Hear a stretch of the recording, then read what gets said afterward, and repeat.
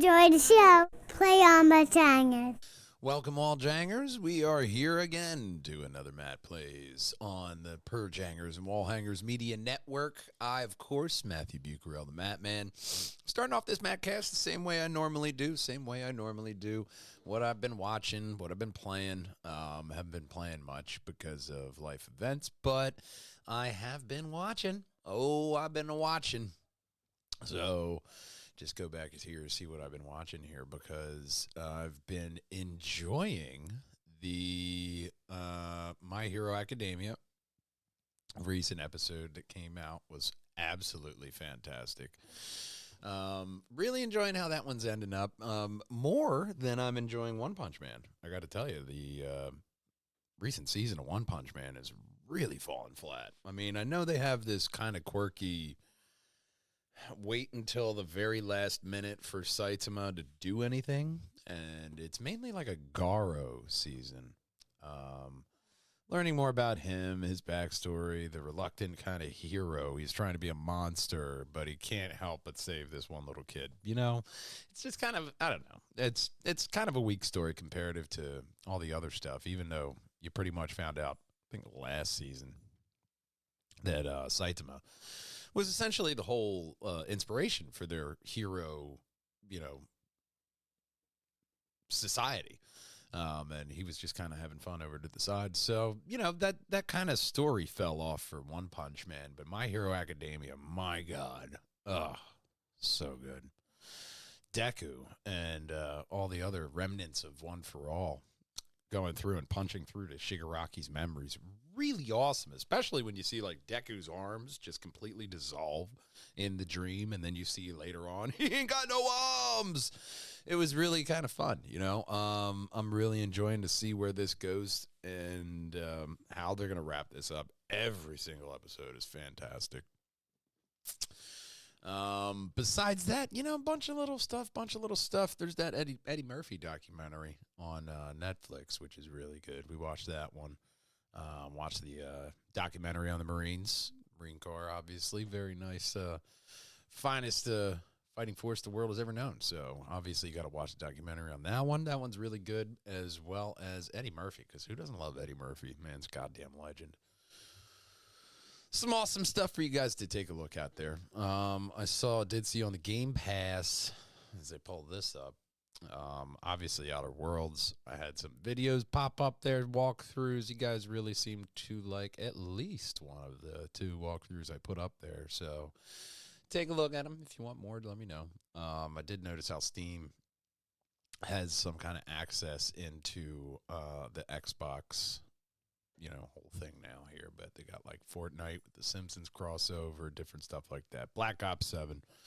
Seeing a lot of good stuff for that. The Crew Motorfest, if people are, and I'm a gearhead, man, and I haven't actually, I've loved the initial thought of the Crew, but outside of that, I haven't actually wanted to play it. Their whole claim to fame in the first one was that you could drive from coast to coast. They didn't tell you it was like a 1/1,000,000th of a scale, and you won't actually cruise through anything more important than New York City. And, I don't even know if they had like Las Vegas in there. I didn't play the game, but the Crew out there, maybe I'll do something with one of these games out here, do another Mad Plays, get that going on, because a lot to do, a lot to see, a lot to watch, a lot of stuff.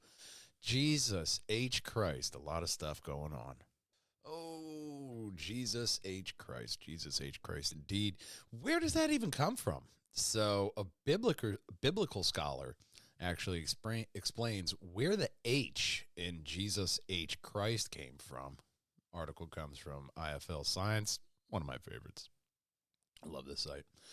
Dr. Dan McClellan, biblical scholar at the University of Birmingham and keen TikToker, explains the most widely accepted theory of the middle H initial that is originated in Christograms and monogram formed the oh Jesus, wow, my microphone just completely went floppy dick on me. Oh my God.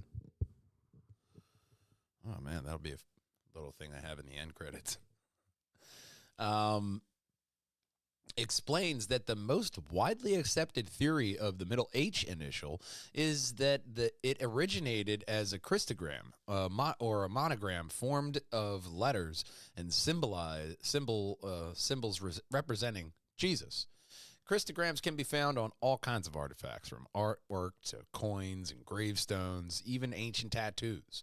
In early Christian traditions, the name Jesus was written in Greek as Isos, Iesous,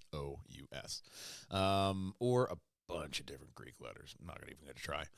Its first three letters were used as an abbreviation and eventually stylized into sacred monogram. When transliterated to Latin script, it looked like IHS. However, it was sometimes written as IHC because the symbol for S and C were easily confused. A few centuries ago, when English adopted J as a distinct letter separate from I, people began to write the old IHC symbol as JHC, giving the impression that Jesus had a middle name with the initial of H. Now, it was never a name at all. It was just a misunderstanding of an ancient monogram. So that's where the Jesus H. Christ came from. Just a bunch of people misunderstanding letters. So that's the first little bit of top stories, top little ditties that I saw for you over there. And just like this next ditty. No ditty. You can't even say ditty anymore, can you? That man kind of ruined that word. Well, here's the next little thing for you. Oh, God, that's even worse. You know what? Next story. Yeah, next story. So much better. So much better. Something old to something new. Scientist inject stem cells into the inner ear and restore natural hearing in groundbreaking trial. Damaged nerves regrow for the first time in history. 430 million people could benefit from this discovery. Deaf for 10 years, then scientists injected stem cells into her inner ear. And what happened next shocked everyone in the medical community. This breakthrough is being called the most significant advancement in hearing restoration in human history. And like I said, over 430 million people suffer from hearing loss worldwide. So a little stem cell injection, I'm sure it's a lot.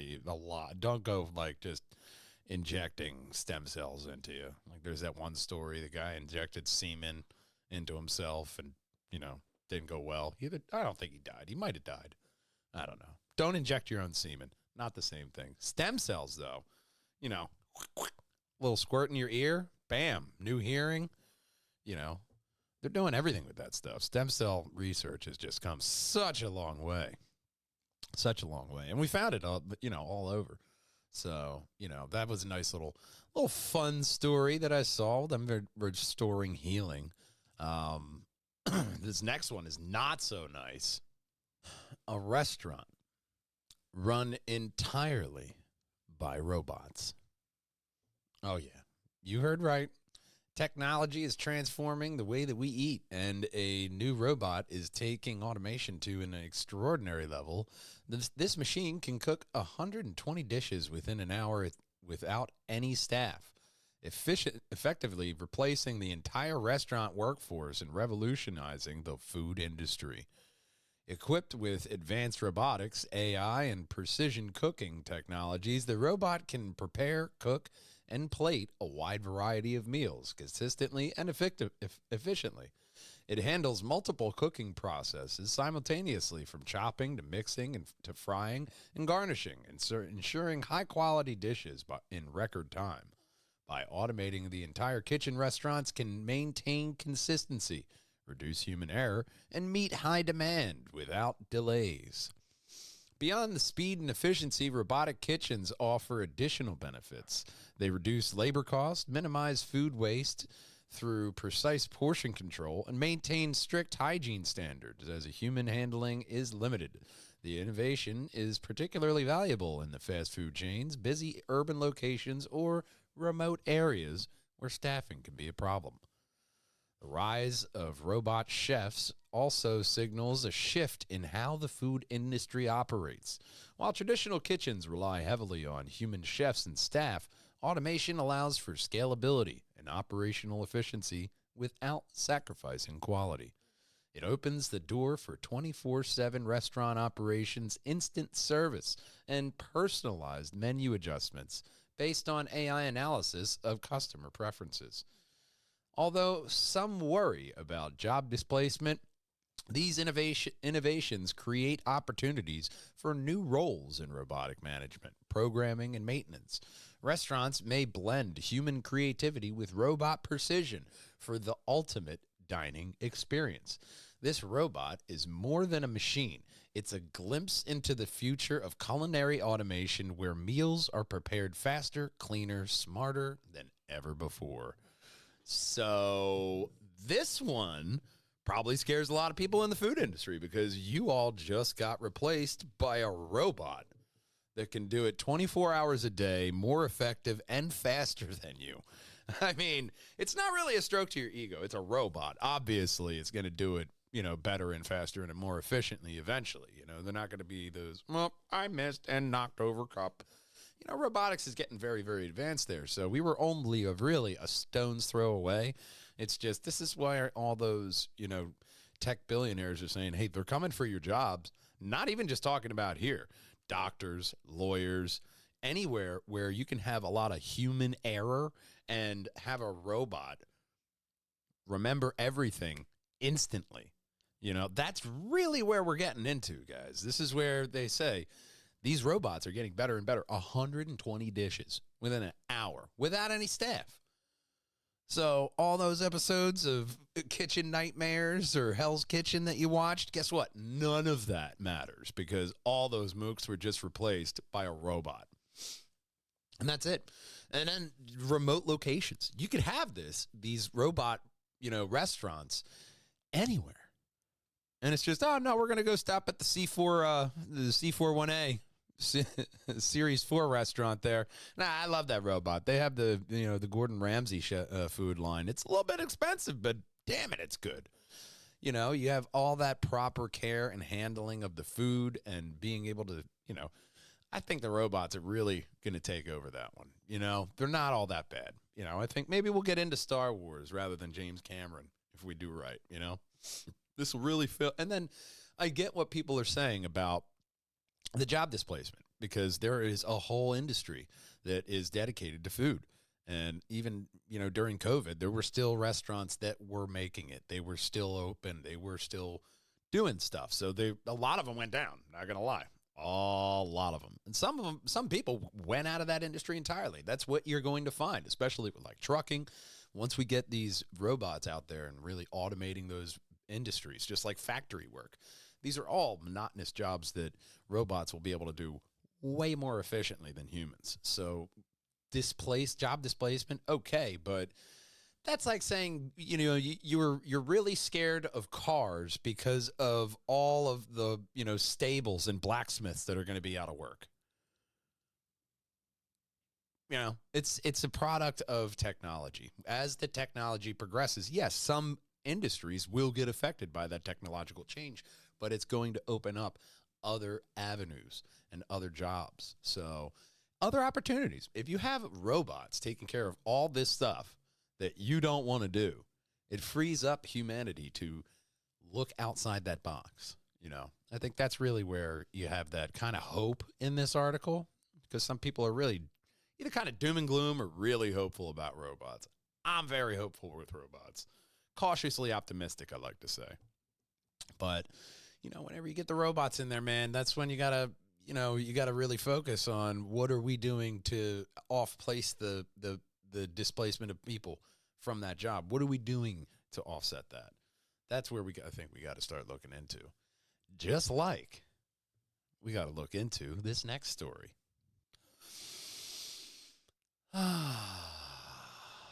Lungs. Stunning scientific breakthrough happened in this next story, which are lab-grown lungs. Scientists successfully grow fully functioning human lungs in a laboratory. Another story I saw even just last night is that I believe it was in Denmark or somewhere. Scientists have made fully functioning human skin with working sweat glands. Working sweat glands. That is impressive. And then lab-grown lungs, functional lungs at that.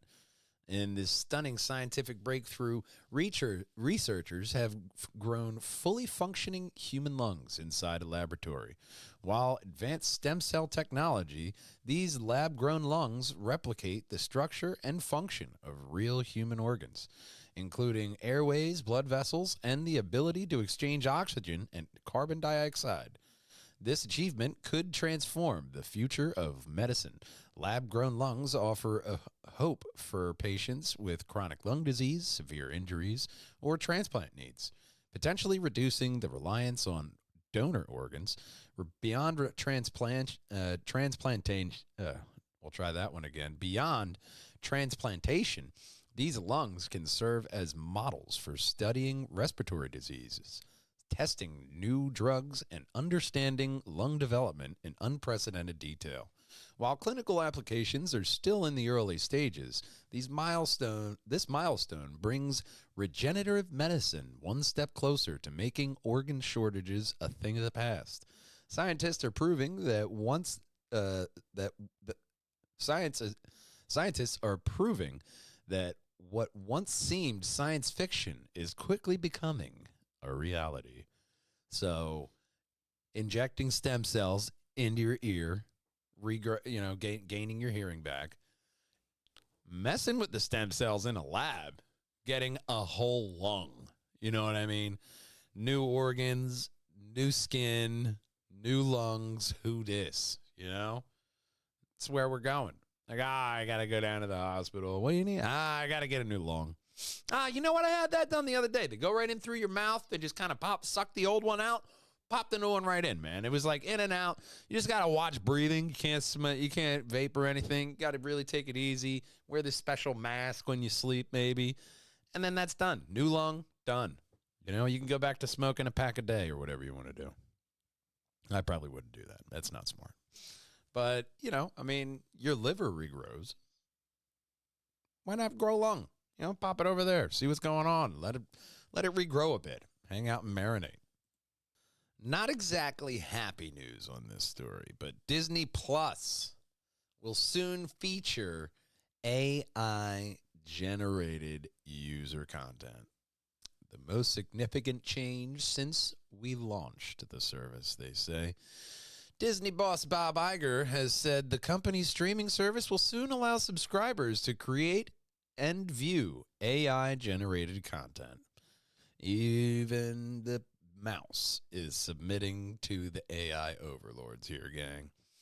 Speaking during the company's latest earnings call, Iger said Disney Plus would change to also host user-generated content for the first time, in a step that looks set to open the floodgates for fans keen to make their own creations featuring the likes of Darth Vader, Iron Man, and characters from Frozen. Hopefully not in one. That'd be a weird fan fiction project to have Darth Vader, Iron Man, and like Elsa from Frozen duke it out. You know, I'm not saying I wouldn't watch it, okay, but you know, we'll get into that. But they say we're in the midst of rolling out the biggest and most significant changes from a product perspective. From a technological perspective, since we launched the service in 2019, Iger said to The Hollywood Reporter. While the exact details are still to be announced, Iger suggested Disney Plus subscribers would be able to generate and share content, including short-form videos, and that it was currently having productive conversations with AI companies to balance user freedom with the need to protect the IP, in quotations. The other thing that we're really excited about that AI is going to give us the ability to do is to provide users of Disney Plus with much more engaged experience, including the ability for them to create user-generated content and to consume user-generated content, mostly short form from others, Iger continued. On only last month, the launch of OpenAI's Sora 2 generative video app saw it flood with AI versions of Disney characters, Pokemon, and other licensed properties until platform began clamping down on copyright infringement material. Popular videos include examples of Mario and Peach in an X-Wing or holding lightsabers, something that likely raised an eyebrows at Nintendo and Disney. But while Nintendo was warned it would take necessary actions against infringement of our intellectual property rights, Disney appears to ready to let its fans create their own videos with Anna and Elsa, as long as they're officially licensed, and said fans are paying for Disney Plus subscriptions. In September, the famously litigious Pokemon Company formally responded to the use of Pokemon TV hero Ash Ketchum and the series theme tune by the Department of Homeland Security as a part of a video showing people being arrested and handcuffed by law enforcement agents. Our company is not involved in the creation or distribution of this content, spokesperson told IGN, and permission was not granted for the use of the intellectual property. Other changes coming to Disney Plus will include a number of game-like features, Iger said, without explaining further. Disney Plus previously signed a $1.5 billion deal with Fortnite, maker of Epic Games, and that will see a major new Disney Plus mode added to the game, and will likely allow creators to begin building their own games using Disney assets. Something for nothing, man. You're trying to get something for nothing here with the AI.